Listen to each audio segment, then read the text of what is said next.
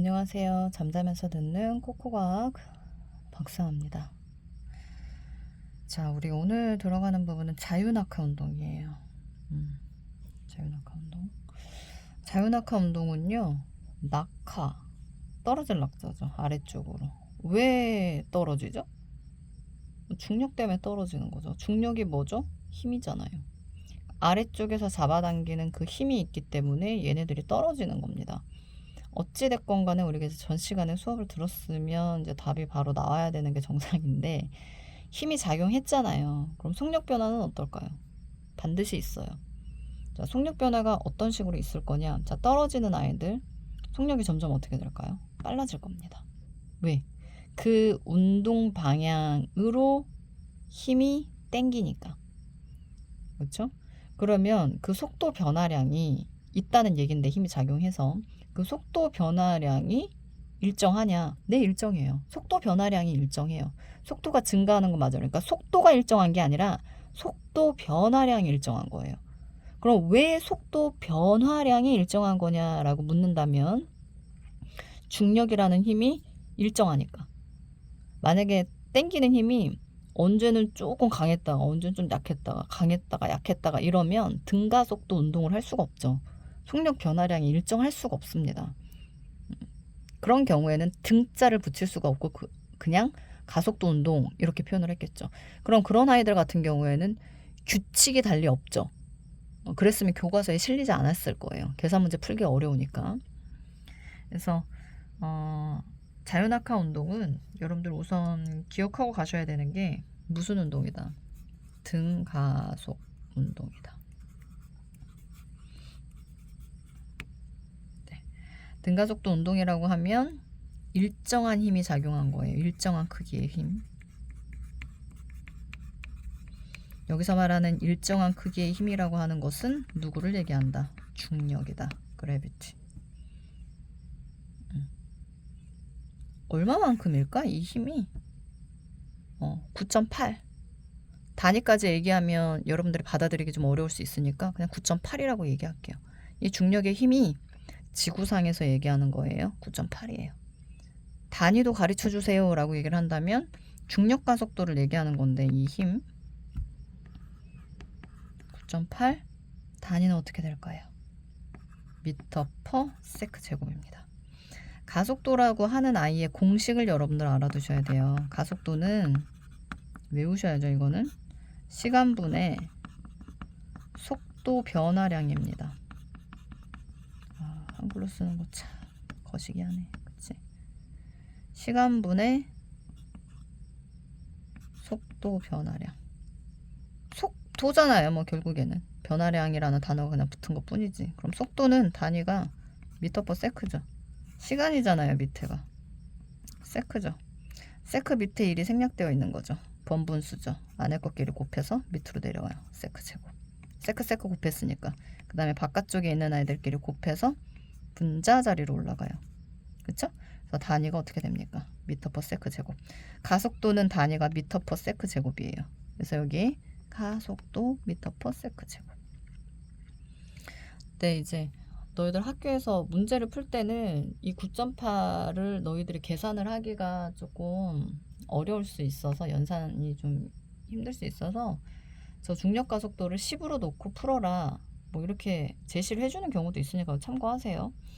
그래서 여기 지금 보면은 우선은 9.8m/s 제곱이라고 하는 중력 가속도 이렇게 지구에 해당되는 그 중력 크기라고 보시면 됩니다. 이렇게 있어요. 1초가 지났어요. 그러고 나서 뭐 이미 여기서 얘기를 했으니까 1초 지나면 이게 이거예요. 1초 지났을 때 9.8m/s 증가하더라 이런 뜻이에요. 1초 지났을 때 9.8m/s 증가하더라. 1초 지났잖아요. 9.8m/s 됐잖아요. 그렇죠? 자, 그 다음에 2초가 지났어요. 19.6이 됐어요. 그쵸? 이거 어떻게 계산했을까요? 3초 지났을 때는 그럼 얼마가 나올까요? 4초 지났을 때는요? 되게 간단하거든요. 그러니까 2초 지났을 때 속력이 어떻게 돼? 3초 지났을 때 속력이 어떻게 돼? 라고 하는 부분을 출제자가 묻는 부분은 지금 중력, 그러니까 지구에서 끌어당기는 이 힘 크기 있잖아요. 중력 가속도. 거기에다가 몇 초가 지났는지 시간만 곱해주게 되면 나중 속력이 나와요. 나중 속도가. 그냥 이렇게 계산하면 돼요. 그래서 여기 지금 보면은 등가속도 운동에서 나중 속력 계산하는 거, 여기 지금 벨로시티 V 나중이라고 써 있거든요. 여기가 중력 가속도. 우리가 알고 있는 거 9.8m/s 제곱이고요. 그렇죠? 거기에다 시간을 곱하면 돼요. 뭐 예를 들어 2초였다고 가정을 해봅시다. 그럼 여기에 초, 세크 하나하나씩 지워지죠. 그렇죠? 그러면 이게 속력이니까 m/s로 단위가 서로 같죠. 그렇죠? 그러니까 단위 맞추기 잘하면 공식도 우리가 유추가 가능해요. 네. 그래서 이런 건 약간 꼼수라서 가르쳐드리기 좀 그렇긴 한데, 이렇게 공식 외우는 것도 가끔 귀찮을 때, 이제 학부 때 대학생 때 공식이 너무 많으니까 얘네들 이제 공식 외우는 거가 이제 귀찮을 때가 간혹 있거든요. 그럴 때는 그냥 그 객관식 오지선다에 있는 단위를 대충 보고 공식을 내가 즉석에서 만들어.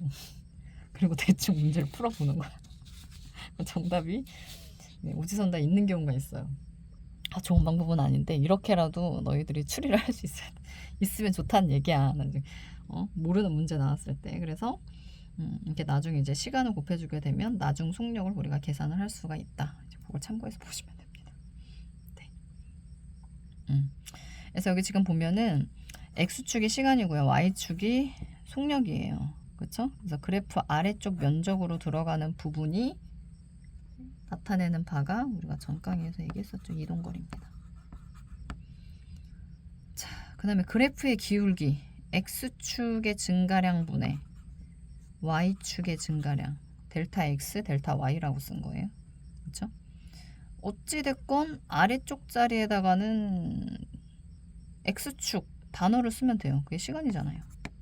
y축 자리에다가는 y축에 있는 단어를 쓰시면 돼요. 그게 v잖아요. 그쵸?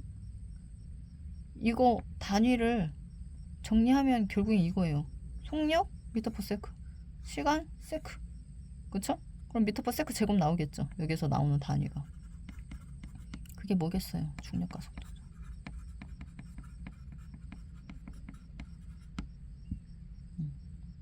이렇게 풀어나갈 수 있다는 얘기입니다. 자, 그러면 선생님이 전 시간에 그 얘기를 했었어요. 이 역학 파트로 들어가는 부분 실수가 항상 나오는 게 있다. 그게 이 문제입니다. 문제가 혹시 안 보일 수도 있으니까 한번 읽어드릴게요. 여러분 한번 풀어보세요. 문제 난이도 그렇게 높진 않아요. 자, 정지해 있던 물체가 4초 후에 200m/s의 속력으로 낙하한다. 4초 동안 물체의 이동거리는 몇 미터인가? 엄청 심플하죠, 문제가. 근데 다 틀립니다. 학생들이 다 틀려요. 자, 옳지 않은 예와 옳은 예를 하나하나씩 보여드릴게요. 옳지 않은 예, 보통 어떻게 문제를 푸냐. 우선 시간이 4초라고 제시가 되어 있어요. 그 다음에 속력이 200m/s라는 게 눈에 확 들어와요. 자, 그러면 속력 구하는 공식이 시간분의 이동 거리란 말이에요. 속력을 가르쳐줬으니까 이 속력 자리에다 200을 넣어요. 눈에 보이잖아요. 지금 200이라고 하는 숫자가. 그쵸? 한글은 안 보여도 숫자는 눈에 확 들어오지. 그쵸? 그 다음에 시간도 가르쳐줬어요. 4초라고. 그래서 여기다 4초를 넣죠. 그쵸? 그러면 200에다가 아래쪽에 4초가 들어가니까 이동거리 계산할 수 있잖아요. 지금 미지수 하나잖아. 근데 문제상에서도 이동거리 물어봤어. 기분 좋아. 그치? 계산하면 800m 나오죠. 그쵸? 틀렸죠? 왜 틀렸죠? 왜 틀렸을까요? 이 속력을 그대로 사용하면 안 됩니다. 왜죠? 평균 속력이 아니잖아요. 그러니까 그간 우리가 중등 과정에서 배웠었던 운동 스타일이 대부분 다 등속 운동이었거든요. 그러니까 등속 운동은 2m/s면 그냥 계속 2m/s예요. 그러니까 거기서 훈련이 안 된 거예요. 왜냐하면 훈련을 할 수가 없지. 그냥 계속 2m/s로 갔는데 평균 속력을 계산할 필요가 뭐가 있어? 평균 속력 그냥 2m/s지. 근데 얘는 좀 다르죠? 얘는 힘이 작용한 케이스예요. 속력 변화가 있었습니다. 처음에 정지해 있던 물체가 200이 됐다고 얘기를 했어요. 그러면 얘의 평균 속력은 200이라고 얘기할 수 있습니까? 처음에 정지된 상태에서 시작한 아이인데 그게 아니잖아요. 그럼 뭘 계산해야 된다는 얘기예요? 지금 강조하는 게 무조건 역학 파트는 평균 속력을 먼저 계산하고 시작하셔야 돼요. 평균 속력 너무 중요합니다. 자, 그럼 정지해 있던 애들이 200이 됐어요. 그쵸? 그럼 속력이 0이었던 아이가 200이 됐다는 얘기예요. 그럼 이거의 평균 속력은 어떻게 계산하면 됩니까? 한 이 중간이겠죠. 그쵸? 이 중간은 어떻게 계산하면 돼요? 처음 속력 플러스 나중 속력 나누기 2 하면 중간계 나오겠죠. 그쵸? 그래서 여기는 처음 속력 나중 속력 나누기 2 하면 평균 속력이 나와요. 처음 0이었죠. 나중이 200이죠. 0 플러스 200에다가 2로 나눠요. 그러면 평균 속력은 100m/s예요. 그럼 이 자리에다가 100m/s를 넣고 그 다음에 시간 4초 그대로 넣으시면 돼요. 그 다음에 여기 이동거리죠. 곱하면 얼마 나와요? 정답은 S 400m 나와요. 800이 아니라고요. 800이. 아까 800 얘기. 이건 아니라고. 그렇지? 그러면 처음에 200m/s의 속력으로 움직이던 아이들이 브레이크를 밟아서 정지했다. 그러면 속력을 갖고 있던 아이들이 일정하게 줄어들어서 이게 정지한 거죠. 똑같아요. 처음 속력, 나중 속력 더한 다음에 2로 나누게 하면 돼요. 이런 애들이 문제예요. 자, 처음 속력 0입니다. 좀 엑셀 밟았어요. 그래서 이렇게 속력이 점점 증가해요. 그러다 등속 운동도 했어요. 브레이크 밟으면서 얘네들이 쭉 내려와서 다시 정지했어요. 자, 이러한 그래프의 스타일의 아이를 평균 속력을 이 공식에 맞춰서 우리가 계산을 한다라고 하면 되게 이상하게 나오죠. 처음 속력도 0인데 나중 속력도 0이야. 그럼 얘는 계속 정지해 있었던 거야? 그건 또 아니잖아. 이렇게 운동을 분명히 했잖아요. 이런 아이들은 일정하게 증가하거나 일정하게 감소한 이런 단순한 그래프가 아닌 이런 아이들은 이 전체 면적을 여기다 넣어서 계산하셔야 돼요. 시간 여기까지 갔어? 그럼 여기 시간을 넣고 여기까지 갔을 때의 면적을 계산해서 넣는 거라고. 그래서 여기 위에는 전체 이동거리, 총 걸린 시간 되시죠? 그래서 그래프로 문제가 출제가 되면 대략 평균 속력 구하는 게 더 쉽죠. 그렇죠? 이런 그래프는 이러한 평균 속력 공식을 사용해서 계산을 하면 되고요. 이렇게 들쑥날쑥한 아이들은 이렇게 계산하시면 됩니다. 이해가시죠? 이게 지금이야 뭐 고등학생이니까 이 정도로 배우지만 이게 곡선으로 나오면 골치 아프다고 막 이렇게 나온 애들도 있을 수 있잖아. 이런 애들은 면적 어떻게 계산할 거냐? 이런 거 이제 너희들 수학 시간에 배우는 거. 이거 대학생 들어가면 이거 배우지 않을까 싶은데 다 일일이 쪼개. 아주 미세하게 쪼개고 다 싹 다 더해. 그럼 전체 이동거리 나오겠죠. 이게 미적분이에요. 미적분. 그래서 여러분들 고등학교 올라가게 되면 수학 시간에 이제 미적분 공부할 기회가 생길 건데 열심히 공부하세요. 나중에 대학 들어가게 되면 계속합니다. 공업수학이라고 그래서 우리가 여기까지 해가지고 자유낙하 운동으로 들어가는 부분까지 모두 다 내용을 마쳤습니다. 이상하게 물리 파트로 들어가는 부분만 수업이 들어가면 자꾸 흥분해요. 편안한 마음으로 해야 되는데 자꾸 흥분이 됩니다. 여러분들이 어떤 자세로 어떤 마음으로 수업을 듣고 있는지는 모르겠지만 자꾸 이해를 시켜야 된다라는 그런 뭔가 나도 모르는 사명감이 발현되는 것 같아요. 이거 듣고 잠들어야 되는데 큰일이네요.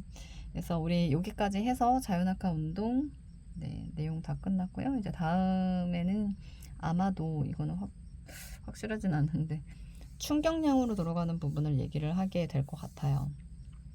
운동량, 충격량 중에서도 충격량으로 들어가는 부분은